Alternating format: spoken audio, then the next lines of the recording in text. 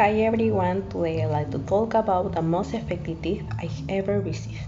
It's a simple piece of advice, but it has completely changed the way I approach my goals and my daily routine. The tip is discipline is more important than motivation. I didn't hear this advice from a family member or a teacher. Actually, I came across in a video on social media a long time ago. At first, I thought it was just another motivational quote, but later I realized it had a much deeper meaning.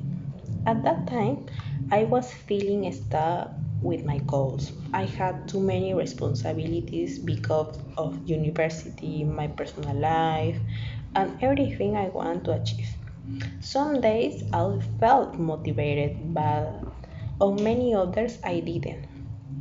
I used to think that I had to feel inspired before starting something, and when that feeling wasn't there, I would procrastinate or simply do the minimum. That advice completely changed the way I see productivity. I understood that motivation comes and goes, but discipline can be built through small daily actions. In other words, good habits have to be practiced consistently, even when we don't feel like doing them. Now I go to the gym even if I'm tired or not excited. I also do my university assignment, even on days when I would rather stay in my bed or spend time on my phone.